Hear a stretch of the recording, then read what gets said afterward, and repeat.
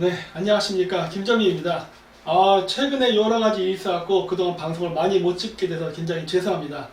여기 지금 보면 제 오른쪽 눈이 약간 부었을 거예요. 이게 지금 좀 젊게 보인다고 염색을 했더니 염색 독이 올라갔고 지금 옷이 올라갔고 지금 상태가 되게 안 좋은데 그래도 안 찍을 수가 없어가지고 이렇게 급하게 찍게 됐습니다.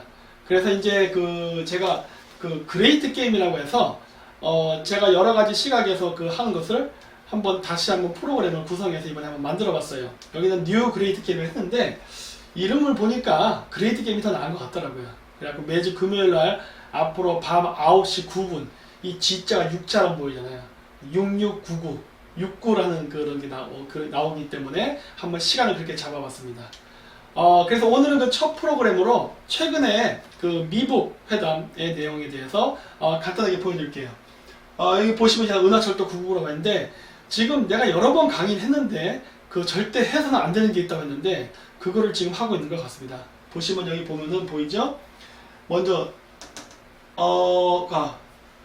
철도보다 딱 요거부터 먼저 얘기할게요. 최근에 어떤 일이 있었냐면은 군 간부가 100만원 받고서 자기네 전본을 중국에 팔아먹은 이야기가 있었어요. 이거 양아치 같은 짓인데 이런 짓을 자꾸 하는 친중 우리나라의 정치인, 군인 이런 사람들이 있기 때문에 우리나라 정치가 자꾸 망하는 겁니다.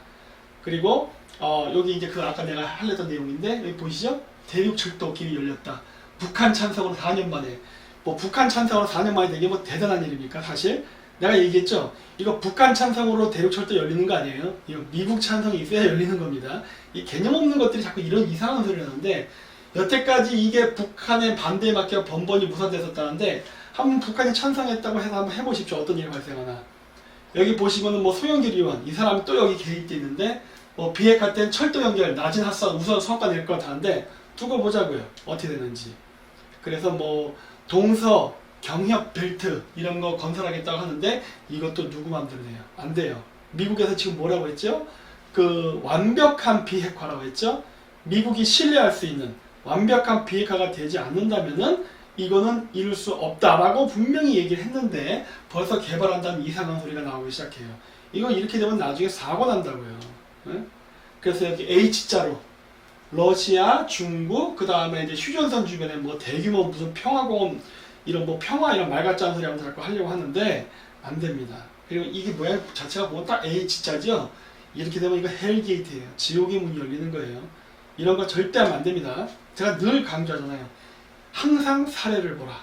이게 뭐예요? 여기 자 노란색으로 거는 게 뭐냐면 제가 중앙아시아에 있을 때 파이프라인 경쟁이 있었어요. 2001년도부터 2006년도 사이에. 그때 당시에 파이프라인 경쟁을 할 때 카자흐스탄에서 러시아, 미국, 중국이 서로 자국에게 유리한 파이프 철도를 건설하려고 했는데 그때 당시에 전체적으로는 중국이 게임에서 이겼습니다. 그래서 보시면 이렇게 아트라우서부터 해서 알라션커우 중국이거든요. 여기까지 연결해서 카자흐스탄 횡단 파이프라인을 건설해요. 이게 2006년도에 완공이 됩니다. 근데 사실 중국이 이때 이 파이프라인을 건설한 것은 이들의 목적이 여기 보시면 아시겠지만은 중앙아시아에서 생산된 모든 석유를 다 합쳐도요 중국이 원하는 양을 채워주지 못해요. 그래서 이것 때문에 이란까지 뚫으려고 했어요. 그게 2006년도예요. 2006년도에 여기 투르크메스탄 대통령이 심장마비로 죽습니다. 그리고 지금 현재 제2대 대통령이 투르크메스탄을 지배하고 있는데 이 파이프라인은 2대 대통령 때 무산돼 버렸어요. 또 하나 투르크메니스탄서부터 우즈베키스탄, 카자흐스탄, 중국으로 연결되는 파이프라인. 이거는 가스 파이프라인이에요. 아까 건 원유였고 이 가스 파이프라인도 2016년 완공을 목표로 했는데 2016년에 카리모프 대통령, 우즈베키스탄 대통령인데 심장마비로 사망해요. 그래서 안 된다는 거예요. 역사는 항상 사례를 봐야 됩니다. 왜? 철도나 가스 파이프라인은 일반 비즈니스 산업 아니에요. 국가 전략과 외교적 관점에서 하는 사업이기 때문에 만약에 주변 국가, 동맹 국가의 이해관계를 안 맞추고 한다? 그랬다가는 갑니다. 자, 그리고 이제 보시면은 또 미국이 얘기하는 게 뭡니까? 주한미군 감축 협상 불가라고 해요. 우리나라가 지금 평화 모드에 빠져가지고 이 세상이 마치 다 좋아질 것처럼 생각하는데 천만에만만해요. 북한의 비핵화는 미국의 최종적인 목적이 아닙니다. 미국이 원하는 최종적인 목적은 중국에 대한 분할과 견제예요. 따라서 북한이 항복했다 해서 동북아시아 평화 오는 거 아니에요. 이제 첫 전초전이 시작될 뿐이에요. 그렇기 때문에 주한미군은 철수 안 합니다. 한국 사람들이 생각하는 착각이에요. 그래서 1대1로가 어떻게 되는지 한번 보자 하는 겁니다. 왜냐? 1대1로가 초창기에는 한국이 포함 안 됐었어요. 요즘 한국 포함시켜주더라고요. 왜 그래요? 지금 북한이 미국의 압력에 의해서 거의 굴복되기 직전이거든요. 이러다 보니까 중국이 외교적, 경제적으로 북한을 자신의 영향권 안에 두려고 드디어 1대1로를 연결하는 방식으로 추진을 하고 있어요. 여기에 우리나라의 송영길 같은 친중파 의원들이 끼어들어가지고 남북 횡단 파이프라인, 철도라인이라는 걸 지금 한다고 해갖고 마치 자기네들이 하는 것처럼 위장전술을 펼치는데 그거 매우 위험한 생각이에요. 자, 보세요. 왜 안 되느냐? 중국이 하는 1대1로 보십시오. 돈도 안 되는 한국에 수억 달러를 투자한대잖아요. 돈도 안 되는 사업에 투자합니다. 중국이. 왜? 여러분 그 실크로드 같은 건 다 비즈니스예요. 그렇죠? 무역인데 왜 중국 정부는 돈도 안 되는 그 실크로드 사업을 하려 할까요? 그 이유는 이게 군사 목적 때문이에요. 실질적으로 보시면 이렇게 이 개발도상국 국가에 여러 이 일대로에 필요한 항구, 철도 이런 요충 지역의 그 도시를 중국이 부동산을 사거나 했는데 이런 것들을 보면 어떻게 되느냐? 다 중국이 전부 가져갑니다. 그러니까 이 사람들이 시작할 때는요, 원래는 비즈니스 목적을 한 거예요. 야, 중국의 뭐 13억 시장, 거대한 소비 시장, 뭐 이런 거 막 생각하면서 중국이랑 사업하면 돈 벌겠지. 이런 생각을 했는데 막상 해보니까 어떻게 된 거예요? 다 중국한테 뺏기는 거예요. 그리고 빚더미에 앉고. 이런 사태가 발생하면서 지금 중국하고 원활한 관계에서 친중 국가들이요, 지금 전부 반중으로 돌아서고 있어요. 한국만 빼고. 그래서 중국이 이러한 1대1을 포기 못하는 이유가 있어요. 이게 바로 GDP. 중국 독재자 국가입니까? 시진핑이 제2의 모택통이라 불릴 만큼 지금 어마어마한 독재를 하고 있는데 이 독재를 하는 데 있어서 정당성이 주어지는 것은 바로 경제개발이에요. 경제개발만 할 수 있다면요, 독재해도 누가 뭐라고 말 안 합니다. 물론 한국의 자법 빼고. 우리나라 박정희 대통령의 개발 독재에 대해서 불평불만한 사람들은 없어요. 그 당시 세대 사람들 중에. 지금의 운동권 출신 빼놓고는. 그래서 시진핑도 자기의 정치적 생명을 연장시키기 위해서는 GDP, 즉 경제 성장이 되는 것처럼 보이게 해야 돼요. 왜? 이미 중국 성장이 끝났거든. 그러다 보면 어떻게 돼요? 정부 지출, 가계, 수출 이거를 늘려야 됩니다. 수입은 아니에요. 수입은 GDP의 마이너스 요소니까. 그런데 지금 트럼프 대통령이 수출을 막아버리니까 어떻게 돼요? GDP가 떨어지기 시작합니다. 왜? 수출이 잘 돼야 기업이 법인세를 많이 내서 정부가 돈을 갖고 국책사업을 하고, 기업이 돈을 많이 벌어야 월급을 많이 줘서 소비가 이루어질 텐데 기업이 안 움직이니까 가계 소비랑 정부 지출이 죽어버리는 거예요. 그래서 중국이 지금 하고 있는 게 뭐예요? 일종의 뉴딜 정책 같은 거예요. 그게 뭐예요? 바로 정부가 지출을 늘려서, 즉 정부가 프로젝트를 해가지고 일을 막 만든 다음에 그 일거리를 기업한테 줘서 내수, 즉 소비시장을 촉진시키려는 방법을 쓰는 거예요. 그거를 중국 땅 안이 아니라 중국 땅 바깥에서 하려고 한 거죠. 그래서 중국 내부 경제 성장을 시키기 위해서 바깥에서, 즉 해외에서 사업을 벌리면서 친중 정치인 만들고 친경제인 만들고 매수하면서 방글라데시, 미얀마, 파키스탄, 뭐 카자흐스탄 등등 여러 국가에서 그 사업을 벌였는데 어떻게 되는 거예요? 거기서 만들어진 부가 소수의 친중파 정치인 경제인 들어가고 나머지 모든 부가 다 중국으로 쓸려 들어가니까 그 해당 국가가 가난해지고 중국 경제의 종속화가 된 거예요. 그러다 보니까 어떻게 됩니까? 반중 국가가 되는 거예요.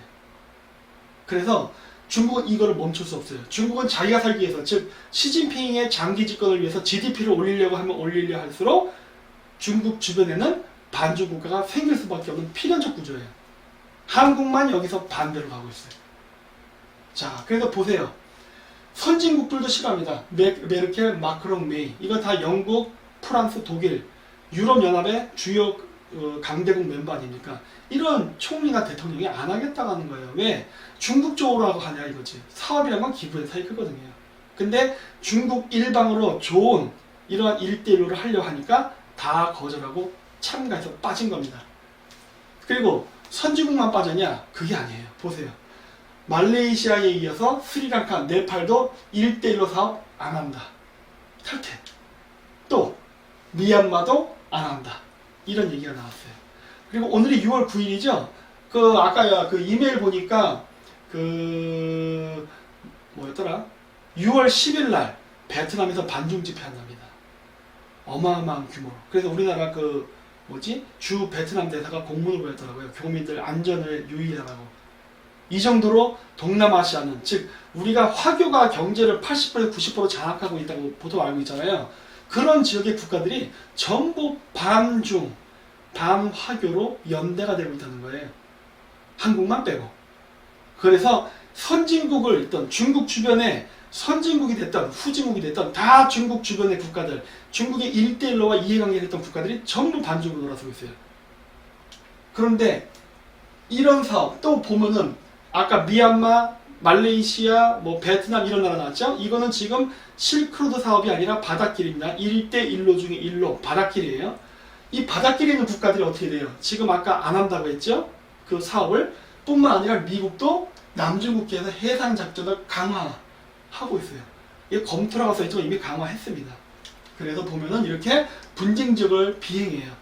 중국인들이 자기 땅이라고 주장하는 지역을 이렇게 비행기로 또는 배로 왔다 갔다 하면서 중국을 장악하는 겁니다. 한 번 칠 때만 쳐봐라요. 치는 순간 나는 너를 100배 1000배를 강력한 무력으로 응징하겠다 해요. 그러니까 중국이 어떻게 했습니까? 초창기에는 미사일 기지를 짓고 미국을 위협하려고 했어요. 근데 지금 어떻게 됐어요? 미사일이 사라졌어요. 철수시켰습니다. 왜? 미국 자극시켜봐야 좋을 게 없다. 그래가지고 꼬리를 중국이 팍 내렸어요. 중국도 꼬리를 내리는데 미국한테 반기를 드는 우리나라는 도대체 뭡니까? 이런 걸 가지고 주체사상이라든가 이런 사들이 얘기하지 마세요. 이거는 실내 외교력 차원에서 하는 거니까. 자, 그리고 이제 북미회담의 흐름. 이제 조만간 우리 그 지방선거 투표 끝나고 나면은 트럼프 대통령이랑 김정은이랑 만나게 됩니다. 근데 많은 사람들이 걱정해요. 김정은이랑 만나서 회담이 잘 돼가지고 우리가 불리해지는 건 아닌가. 그럴 수도 있어요. 그럴 수도 있지만 아직까지는 그렇지는 않습니다. 왜? 미국의 전체적인 정책의 흐름을 우리 한번 검토를 해봐야 됩니다. 보세요. 의회에서 뭐라고 했느냐? 김정은이랑 트럼프 대통령이 만난다고 할 때, 야, 그거는 쇼다 이거예요. 의미 없다. 회의론이 대다수예요. 지금도 마찬가지예요. 그리고 러시아에서 이런 일이 있었어요. 러시아 억만장자 기업이 해외에서 대폭락. 그 나스닥 상장돼 있는 러시아 기업들이 막 20% 30%까지 주가가 확 떨어진 적이 있었어요. 물론 루브라도 평가 잘했는데 이때가 2018년 4월 9일이에요. 근데 왜 그랬을까 하는 거예요. 이유가 있었어요. 그날 북한의 리용호가 러시아의 외무상을 만났습니다. 왜? 비핵화 문제 때문에 러시아한테 도와달라고. 이 문제 때문에 미국이 러시아에 대해서 어마어마한 경제 보복을 한 거예요. 그때 러시아가 막았나요? 못 막았어요. 왜? 러시아에 돈이 없어요. 미국이 러시아의 루블화를 화폐 공격하고 러시아의 대기업들을 우리가 보기엔 쟁쟁이 보이죠. 막 러시아 사람들 전 세계 막 이번에 필리핀이나 동남아시아 가보십시오. 막 돈을 뿌리고 사는 애들인데 그런 애들조차도 꼼짝을 못하고 흐물흐물 당했다고요. 그거를 방어할 수 있는 돈이 없었어요. 그러면서 미국이 러시아한테 강력한 경고를 했죠. 북핵 문제 뛰어들지 마. 이런 식으로. 근데 러시아는 거기에 대해서 대응을 못했습니다. 그래서 또 어떤 일이 있었느냐. 여기 보시면 북한 최고위층 정보당국자 핵실험 정보 빼내 탈북. 지금 트럼프랑 김정은이 만난다 안 만난다를 놓고 막 감론을박할 때예요. 울란바토르에서 만난다, 북경에서 만난다, 블라디보스톡에서 만난다, 여러 얘기가 나올 텐데 그때 당시에 그러한 이야기가 막 오가는 그 과정에서 바로 미국이 북한의 핵기술자를 빼돌렸죠. 이게 이렇게 되면요, 정상적인 북한이었다면 어떻게 될 것 같습니까? 바로 정상회담 중지입니다. 야, 올 스톱. 미국이 우리랑 협상하는 척하면서 뒷담 맞췄다. 기분 나빠. 없던 걸로 해. 이렇게 얘기해야 정상이에요. 근데 북한이 어떻게 대응을 했느냐? 5월 6일이에요, 이 사건이. 신문에 보도난 게. 5월 9일날 폼페이오 CIA 국장이 방북합니다. 그리고 어떤 일이 발생하느냐? 적국이었지만 이젠 평화를 위해 협력. 이 말만 보고서 북한이랑 미국이 사이 좋아졌다 생각하면 안 돼요. 안 됩니다. 왜? 미국은 뒤통수 친 거예요. 아까 얘기했듯이. 그리고 나서 어떻게 돼요? 그 다음날 여기 5월 10일 그러니까 5월 9일에 폼페이오가 가고 그 다음날에 5월 10일날 미국이 되면 미국 본토 도착. 이 뉴스가 난 거예요. 뭐야 이거는? 폼페이오 CIA 국장이 북한에 가서 거의 협상도 안 한 거예요. 그냥 일방적으로 3명 데리고 온 겁니다. 그게 뭐예요? 정상회담 직전에 서로 간에 외교적인 우월한 고지를 차지하려고 막 신경전을 쓴다고 우리는 생각하고 있잖아요. 근데 내부를 들여다보면 그게 아닌 것 같은 거예요. 왠지 북한이 끌려가는 것 같다는 느낌이 드는 거예요. 왜냐? 아까도 얘기했죠? 북한의 핵 기술자를 빼돌렸어요.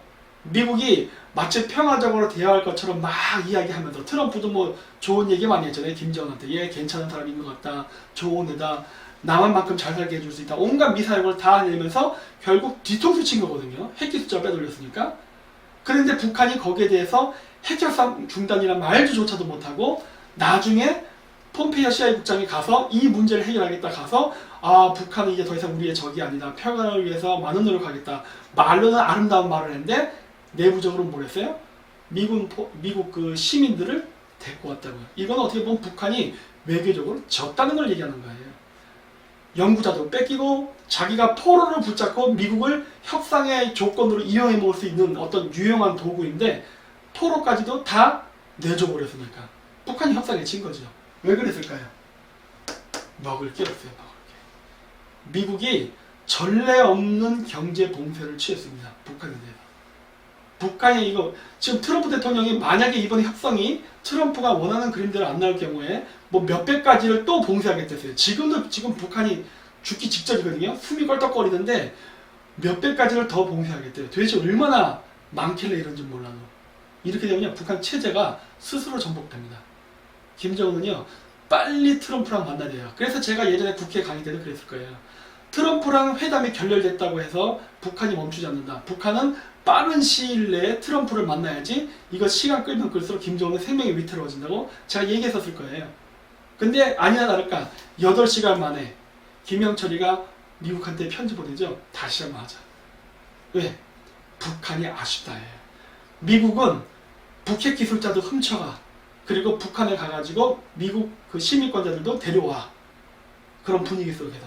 이러고 협상도 트럼프가 일방적으로 안 하겠다고 파토냈어.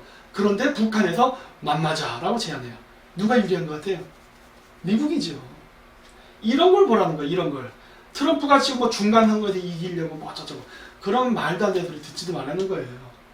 자, 그래서 김정은 보세요. 트럼프에 여러 번 만나자. 아쉬운 거 김정은이에요. 착각하지 마십시오. 트럼프 하나는 아쉬워요. 미국하고 러시아는요 앞으로 중국 경제한테 한 팀이 될 겁니다. 그렇기 때문에 트럼프에 대해서 러시아 스탠드를 일으키는 거 불가능한 일이에요. 그리고 이미 그거 논의도 안 되고 있습니다. 우리나라 좌파 언론이 자꾸 거짓말하는 거지. 보세요. 또 트럼프 북한이 만나고 싶어요. 3, 4개 날짜 고려 중. 이게 예전 뉴스예요. 2018년 4월 26일. 그때 뉴스예요. 요건 6월 4일이에요. 김정은이가 구애한다니까. 그러면 누구 말이 맞냐를 항상 비교해야 돼요. 그러니까 우리는 뭘 봐야 돼요? 사실에 근거해서 이야기의 전후 사정을 살펴보면 돼요. 근데 이야기의 전후 사정을 살펴보면 누구 말이 맞는 거 같냐? 트럼프 말이 맞는 것 같아. 왜? 김정은 쪽이 아쉬워. 아까도 얘기했죠? 트럼프가 파토됐을 때 김영철이가 8시간 만에 다시 한번 만나자라고 협상 제안도 했었고 그리고 여러 가지 굴욕적인 외교가 있었잖아요.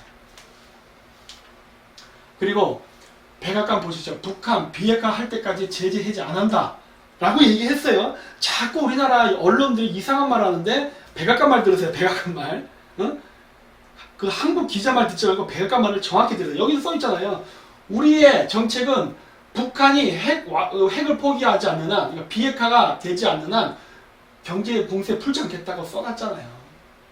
그래서 원문 그대로 제가 옮겨놨어요. 이게 트럼프 대통령의 입장이에요. 이거 외에는 없어. 헷갈리지 말아요. 자, 또 볼까요? 그건 이미 옛날부터 계속 나왔어요. 4월 24일 뉴스에서 나오죠? 북 완전한 비핵화 구체적 조치 없이는 해지 없다. 또 4월 24일 백악관 관리 비핵화 단계마다 보상 안 한다. 얘기 나와요. 이게 미국이 생각하는, 즉 트럼프 대통령이 생각하는 가장 이상적인 생각이에요. 물론 협상형은 이렇게 안 갈 수도 있어요. 하지만 일단 이게 기본적인 입장이라고요. 근데 아까도 얘기했듯이 김정은하고 트럼프가 만나는 이 전체적인 정황을 보면 미국이 유리해. 그렇기 때문에 어쩌면 이러한 트럼프의 의지가 거의 50% 이상 반영될 가능성이 가장 높아요. 그래서 어쩌면 김정은은 자기 목소리를 못 낼 가능성이 높습니다. 즉 완전한 비핵화 이후에 경제 봉쇄가 풀릴 가능성이 현재로서는 높아요. 그래서 트럼프랑 김정은 대통령이 그 싱가포르에서 만나는 거 안 중요해요. 비핵화에 대해서 어떻게 합의를 하냐 그 내용이 중요한 거예요. 그리고 줄리안이 김정은 애걸 발언에 경고 날린 폼페이오 맞을 거예요. 저도 맞다고 봐요. 왜 폼페이오가 경고를 날렸겠어요? 야 말 조심해 그거예요. 왜? 지금 김정은이를 잘 구슬려서 달래서 일을 잘 풀어나가고 있는데 이렇게 텔레비에 대놓고 얘기하면 또 김정은 삐질 수도 있잖아요. 그러니까 협상 파트너일 수도 있거든. 그러니까 입조심히 한 거겠지. 그리고 또 요 사진 이거 보면은 마치 여기 존 볼턴이 무슨 부하처럼 보이고 강경화 외무장관이 무슨 상사처럼 보이는데 이런 게 바로 다 공작이라는 거예요. 여기 청와대 그림 보이죠? 이거 청와대 홈페이지에서 제가 가져온 사진이에요. 이런 식으로 사진 올리면서 프로파간다 조작을 한다고. 마치 미국이 한국한테 끌려가는 것 같은 외교. 아닌 거 다 아시죠? 지금 우리나라 지금 경제 완전 박살났잖아요. 미국이 어떻게 하는지. 트럼프 김정은 백악관 초청할 수도 회담 잘 안되면 걸어나가겠다. 6월 8일에 한 얘기예요. 이게 어젠가 오늘인가 했던 뉴스거든요. 협상이 제대로 안되면 걸어나가겠다. 이 말 누가 한 겁니까? 이 말 볼턴이 했던 얘기예요. 트럼프한테 북 기대 이하면 회담 테이블 박차고 나가라. 이거 볼턴이 한 얘기라고. 이거를 지금 트럼프가 얘기하고 있잖아요. 트럼프가 볼턴을 내쳤나요? 아니 올시다예요. 이런 식으로 사진 조작해가지고 마치 볼턴이 무슨 뭐 강경화한테 보다 아래에 있냐 아니면 트럼프한테 미움받아서 쫓겨난 것처럼 이런 식의 거짓 보도를 하는데 트럼프의 발언을 봐야 얘 그렇게 안 한다니까 그러네. 그래서 내가 얘기한 거예요. 싱가포르에서 김정은 만나는 거 중요하지 않아요. 비핵화를 트럼프 대통령이 원하는 방식으로 북한이 응하느냐 안 하느냐가 중요한 거예요. 자, 그래서 이제 결론 부분인데 어쨌든 회담은 열릴 겁니다. 12일 오전 9시라고 일단은 못 박아놨어요. 그래서 이렇게 비행기가 갔습니다. 이 비행기가 중국산인 걸로 내가 알고 있어요. 왜냐? 북한 비행기가 제대로 날아가질 못하거든.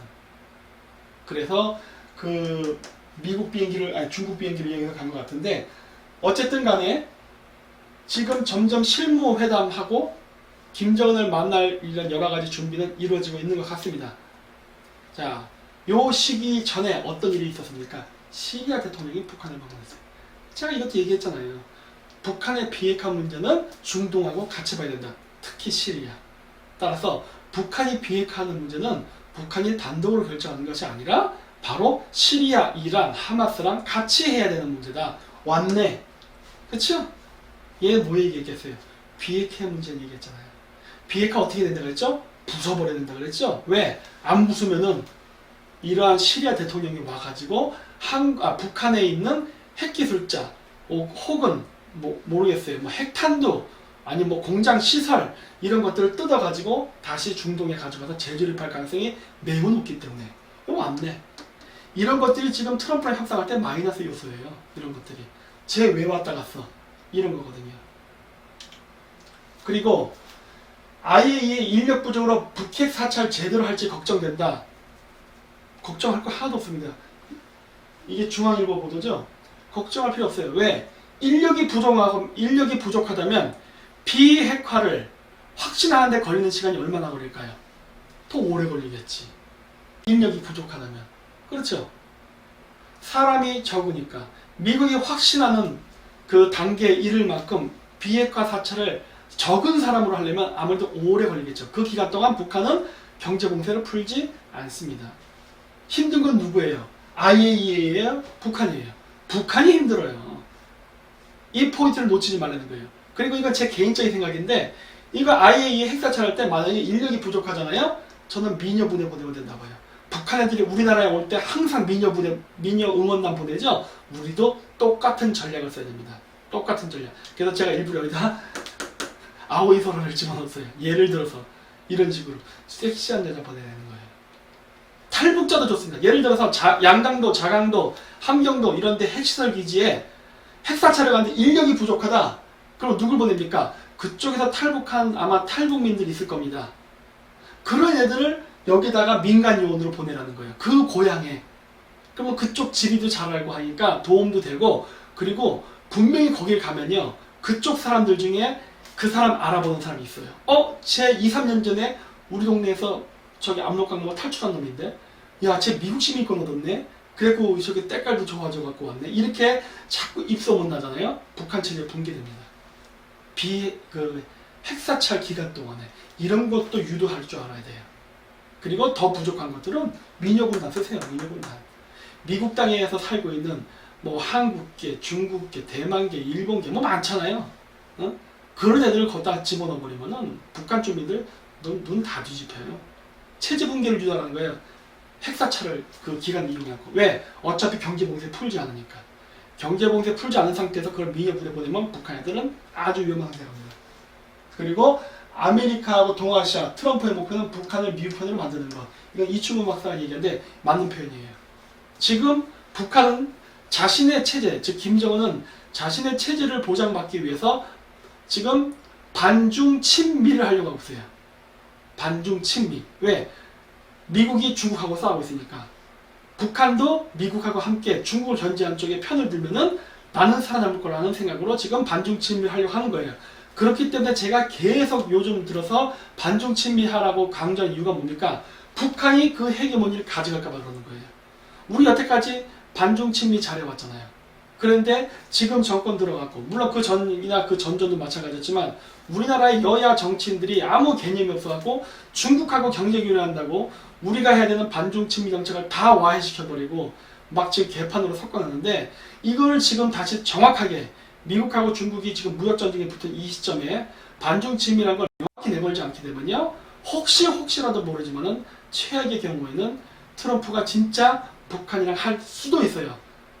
그렇기 때문에 북한의 비핵화만 부르짖지 말고 반중 친미를 하라는 얘기는 왜 그랬느냐?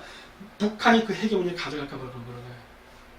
우리가 경제적으로나 미국하고 엮이는 게 훨씬 많고, 금전적으로, 그 다음 산업 등등 미국이랑 엮인 게 굉장히 많습니다. 따라서 미국이 갑자기 우리가 친중을 했다고 해서 확 뒤집기는 어려워요. 그렇기 때문에 우리가 다음번 뭐 이번 선거 이후가 됐던, 대통령 선거 이후가 됐던, 정권이 바뀌었을 때 아니면 지금이라도 빨리 반중 친미를 하지 않는다면은 그 헤게모니는 북한으로 넘어갈 것이고, 그렇게 되면 진짜 트럼프가 얘기했는 것처럼 남한만큼 북한을 경제 성장을 시킬 수 있는 날이 올 수도 있습니다. 물론 이 과정 속에서 김정은이 체제 보장 당하냐? 그건 전 몰라요. 하지만 북한이라는 나라 자체가 한국만큼 경제 성장이 할 수 있는 기회는 올 수 있습니다. 근데 여러분 그거 알아야 됩니다. 북한은 자유민주주의 국가 아니에요. 두 개의 체제의 국가가 공존은 못합니다. 따라서 만약에 미국이 북한을 중국 견제 목적으로 키우게 되면요, 자칫 잘못하다가는 그냥 남한과 북한은 영원한 분리가 될 수 있어요. 왠 줄 아세요? 지금 중국하고 대만, 중국하고 홍콩도 1국가 2체제입니다. 그런데 계속 삐그덕거리고 싸우고 그래요. 중국이 압도적으로 힘이 셈에도 불구하고 그런 일이 일어나는데, 남한하고 북한이 인구 차이도 2배밖에 안 나는데 경제 수준이 같아진다고 생각해보세요. 어떻게 되겠어요? 북한 사람이 합칠 것 같습니까? 절대 안 합칩니다. 남북 통일 안 되는 거예요. 체제를 달리한 상태에서 북한을 키워주게 되면요, 북한은 그 돈을 가지고 다시 무기를 키워서 남한을 위협하는 쪽으로 갑니다. 마치 중국이 미국한테 하듯이. 그래서 안 된다는 거예요. 그래서 이번에 지금 김정은이가 코너에 몰렸을 때 우리는 미국하고 한편에서 김정은 체제를 전복시키고 북한이라는 나라를 해방시켜가지고 당장 통일은 되지 않는다라도 1국가 아니야 2국가 1체제로 나가면서 장기적으로 통일을 준비하는 쪽으로 가야 돼요. 즉 북한이나 우리나라 좌파들이 얘기하는 그 고려연방제 방식이 아니에요. 그거는 1국가 2체제잖아요. 제가 얘기하는 건 2국가 1체제예요. 즉 무슨 말이냐? 두 개의 자유민주주의 국가가 남한과 북한에 있으면서 과도적으로, 그러니까 국가도 두 개예요. 단 체제는 뭐예요? 자유민주주의라는 하나의 체제 있으면서 장기적으로 합쳐나가는 쪽으로 가면 돼요. 그런 통일은 가능해요. 하지만 북한 체제를 그대로 유지시키는 상태에서는 절대 안 됩니다. 그래서 이렇게 해서 오늘은 짧게 30분 이렇게 강의를 요약해서 한번 해봤습니다. 그래서 앞으로는요, 이 강의를 길게 하지 않고요, 좀 짧게 하려고 그래요. 왜냐면은 이 길게 하면 저도 피곤하고 듣는 사람들도 집중이 잘 안 되는 것 같더라고요. 그래서 앞으로는 한 개의 주제를 좀 짧게 잡아가지고 이렇게 압축적으로 하도록 하겠습니다. 하다 보니까 아마 다른 강의 할 때도 예전에 썼던 PPT가 중복돼서 나는 경우가 있을 거예요. 이거는 그 이야기의 논리를 전개하기 위해서 필요한 거니까 그런 부분은 양해해 주십시오. 그래서 뭐 앞으로 제가 좀 외국에를 좀 갔다 올 건데 외국에 나간다 하더라도요 제가 동영상을 찍어서 계속 올리는 거는 제가 계속 끊기지 않게끔 노력해서 하도록 하겠습니다. 그럼 오늘은 저 김정민의 그레이트 게임 첫 강연을 마치도록 하겠습니다. 감사합니다.